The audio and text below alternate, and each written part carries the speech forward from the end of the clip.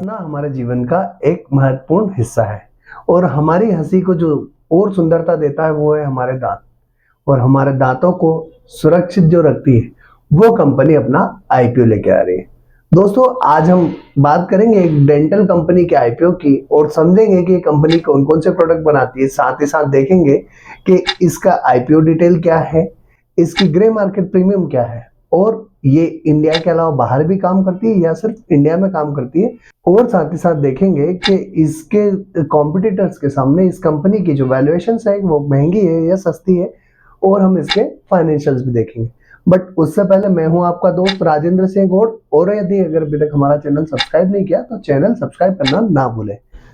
2004 में एस्टेब्लिश हुई कंपनी जो मेनली इंटीग्रेटेड डेंटल प्रोडक्ट बनाने का काम करती है, और इन प्रोडक्ट को कंपनी ने अपने 4 अलग अलग कैटेगरीज में डिवाइड किया है। उस कंपनी का नाम है Lakshmi dental limited. Lakshmi dental limited ने अपने 4 अलग अलग कैटेगरीज में प्रोडक्ट डिवाइड किए। अगर देखें तो क्राउन एंड ब्रिजेस, उसके बाद आता है अलाइनर्स, साथ ही साथ फिर आता है आपका थर्मोफॉर्मिंग और पेडियाट्रिक। ये 4 अलग अलग कैटेगरीज है जिनमें कंपनी ने अपने प्रोडक्ट्स को बाइफरकेट किया हुआ है। इस कंपनी का जो यूनिक प्रोडक्ट है या यूं कहें कि इसकी यूएसपी है वो है एक, जो हमारे रूट कैनाल कभी आपने करवाई हो या कोई दांत चेंज किया है हो आपने, तो उसका जो मेजरमेंट लेने के लिए पहले प्रोसेस क्या होती थी, अभी भी बहुत सारी जगह होती है कि आप वो एक आटे का शेप होता है जिसको वहां रख के फिर उसका जो शेप होता है उसके अकॉर्डिंग हम कैप बनवाते हैं। पर अभी कंपनी ने इसमें रिवॉल्यूशन लाने जा रही है और उसने क्या किया है कि एक डिजिटल जो है मेजरमेंट की एक प्रोसेस स्टार्ट की है, जिससे वो आपके एक बार दांत स्कैन होंगे और उसकी साइजेस जो है उसके पास आ जाएगी।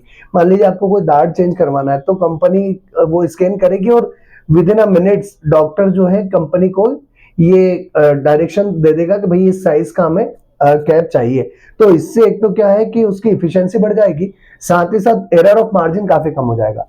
और इसमें सबसे इंपॉर्टेंट फैक्टर ये है कि ये कंपनी जो है ये प्रोडक्ट सेल नहीं करती। ये कंपनी ने क्या किया हुआ है कि जो डेंटल्स होते हैं इनकी जो क्लिनिक वाली चेन होती है उन चेन को ये अपना प्रोडक्ट सप्लाई नहीं करती। वो क्या करती है, जब उनको रिक्वायरमेंट है तब सपोज मान लीजिए कि डॉक्टर को इस प्रोडक्ट की रिक्वायरमेंट है तो डॉक्टर इस कंपनी को कॉल करेगा और इनका रिप्रेजेंटेटिव जाके वहां पर स्कैन करके जो साइज है वो लेके मेजरमेंट लेके वो आ जाएगा। इसमें क्या है कि इनका मार्जिन बढ़ता है, मार्केट में प्रोडक्ट नहीं है तो इनको मार्जिन काफी अच्छा मिलता है। 30 सितंबर 2024 तक लक्ष्मी डेंटल लिमिटेड के पास जो है 6 मैन्युफैक्चरिंग यूनिट है, जिसमें से 3 जो है मीरा रोड मुंबई में है, 2 बोईसर में है और 1 कोची में है। इसके अलावा अगर देखें तो मुंबई, दिल्ली, बैंगलोर, अहमदाबाद में 5 जो है सपोर्टिंग सुविधाएं भी उपलब्ध है। कंपनी का नेटवर्क की अगर बात की जाए तो 22,000 से ज्यादा क्लिनिक और डेंटिस्ट के साथ देश भर में 320 से अधिक शहरों में ये फैला हुआ है। मतलब देखा जाए तो 22,000 डेंटलों की जो चेन है वो 320 अलग अलग शहरों में फैली हुई, उनके साथ इनका टाई अप है। इसके अलावा अगर देखें तो ये कंपनी इंडिया में ही नहीं उसके अलावा विदेशों में भी काम करती है। 90 देश में इसकी टोटल प्रेजेंस है। इसका मेजरली अगर वर्किंग देखा जाए तो यूएस, यूके और फिर यूरोप में आता है।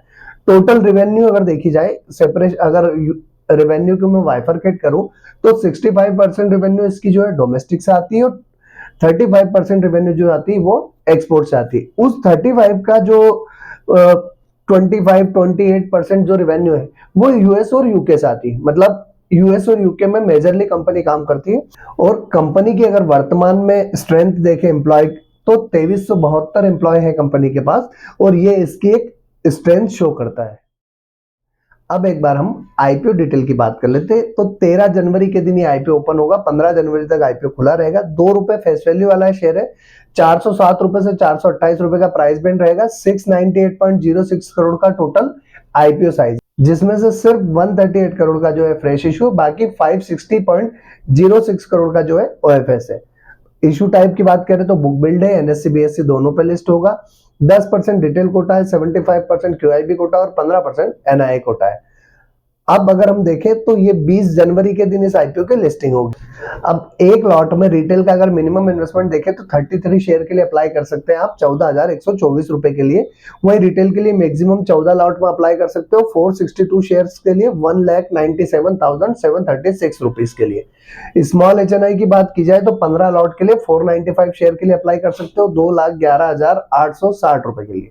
और बिग एचएनआई की बात की जाए तो 71 लॉट के लिए आप अप्लाई कर सकते हो 2343 शेयर्स के लिए 10,02,804 रुपए के लिए। अब हम एक बार कंपनी के फाइनेंशियल समझ लेते हैं और फाइनेंशियल देखते हैं कि फाइनेंशियली कंपनी कैसी है।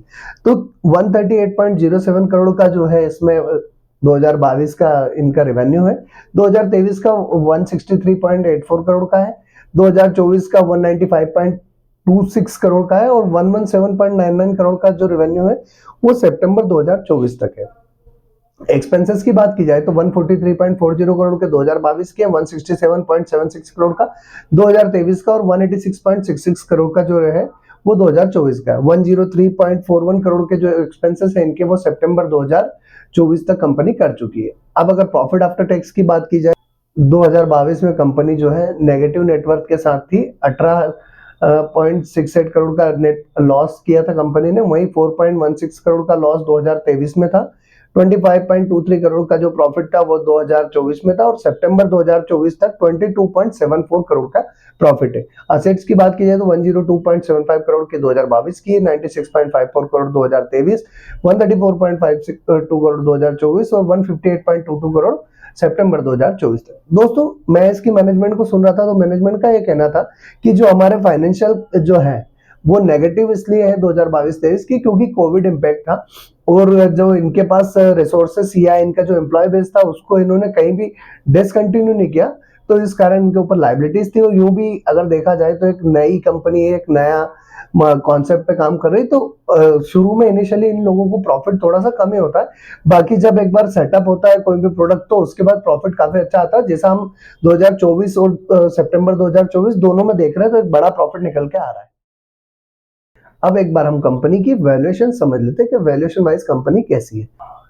आरओई की बात की जाए तो 78.78% है, आरओसी 19.97% है, डेब्ट टू इक्विटी रेशियो 0.94 का है, रिटर्न ऑन नेटवर्थ जो है 78.78 का है, पेट मार्जिन जो है 13.03 का है, प्राइस टू बुक वैल्यू 49.59 का है। ईपीएस अगर देखें earning per share pre IPO तो 4.88 है, पोस्ट आईपीओ 8.27 हो जाएगा। पीई रेशियो देखें तो 87.77 का प्री आईपीओ, पोस्ट आईपीओ 51.73 का हो जाए। तो अब हम इस कंपनी का जो है कंपैरिजन इसके कॉम्पिटिटर से करते हैं तो इसके सेगमेंट में पॉली मेडिक्योर लिमिटेड कंपनी है जो कि ईपीएस 26.92 का है, पीई रेशियो 94.02 का है, 19.05 का रिटर्न ऑन नेटवर्थ है और एनएवी जो है 153.22 है और 1434.54 करोड़ का जो है इनका इनकम है। तो अगर देखा जाए तो ये कंपनी जो है पॉलीमेडिक्योर के सामने ठीक ठाक लगती है, वैल्यूएशन वाइज ठीक है। इसमें एक ही चीज है कि जो ओएफएस है वो ज्यादा है और इसमें जो फ्रेश इशू वो काफी कम है। अब हम एक बार समझ लेते हैं इसके जो है ऑब्जेक्टिव क्या है कंपनी का इस आईपीओ को लाने का। तो रीपेमेंट करना है इनको, प्रीपेमेंट करना है और सर्टन आउटस्टैंडिंग बोरोइंग जो इन्होंने ले रखी है उसके लिए, investment in certain subsidiaries for the repayment prepayment in full और part of certain outstanding borrowing, मतलब इनकी जो कोई सब्सिडरी है उसके भी जो बोरोइंग है उसको कम करने के लिए इनको फंड्स की जरूरत है। Funding the capital expenditure requirement for purchase of a new machinery for our company, कोई नई मशीनरी भी परचेस करना है जिसके लिए इनको फंड्स की जरूरत है। और investment in our subsidiary Bizident Devices Private Limited for the capital expenditure requirement for the purchase of new machineries। इनकी जो सब्सिडरी है Bizident डिवाइसेस प्राइवेट लिमिटेड उसमें मशीनरी परचेस करने के लिए भी इनको फंड्स की रिक्वायरमेंट है और साथ ही साथ जनरल कॉर्पोरेट पर्पस के लिए इनको फंड्स की रिक्वायरमेंट। दोस्तों अब हम एक काम करते हैं कि एक बार जो है इसकी जीएमपी भी देख लेते हैं कि जीएमपी वाइज कंपनी क्या है।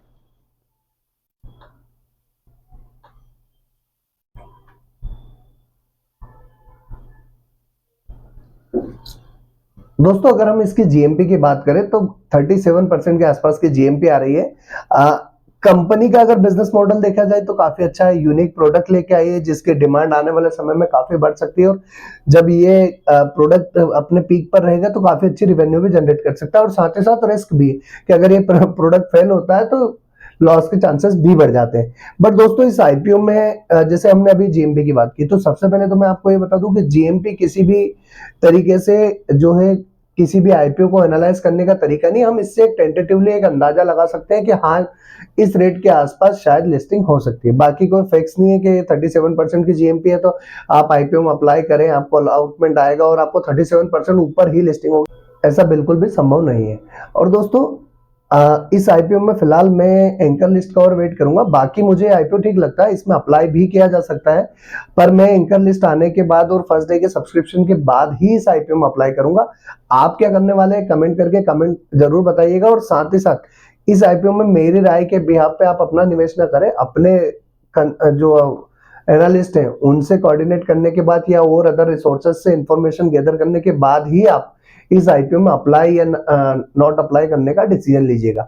दोस्तों यदि अगर अभी तक आपने अपना और अपने फैमिली मेंबर्स के डीमेट अकाउंट ओपन नहीं किए तो आईएफएल कैपिटल की फ्री डीमेट अकाउंट की लिंक दे रखी है, उस लिंक के थ्रू आप अपना डीमेट अकाउंट ओपन कर सकते हैं, जो कि लिंक आपको डिस्क्रिप्शन में मिल जाएगी। और डीमेट अकाउंट के कोई चार्जेस ओपनिंग के नहीं है, साथ ही साथ फर्स्ट ईयर एएमसी भी फ्री है, तो आप अपना डीमेट अकाउंट ओपन कर सकते हैं। दोस्तों आप साथ ही हमें टेलीग्राम, इंस्टाग्राम, फेसबुक और ट्विटर पर फॉलो कर सकते हैं।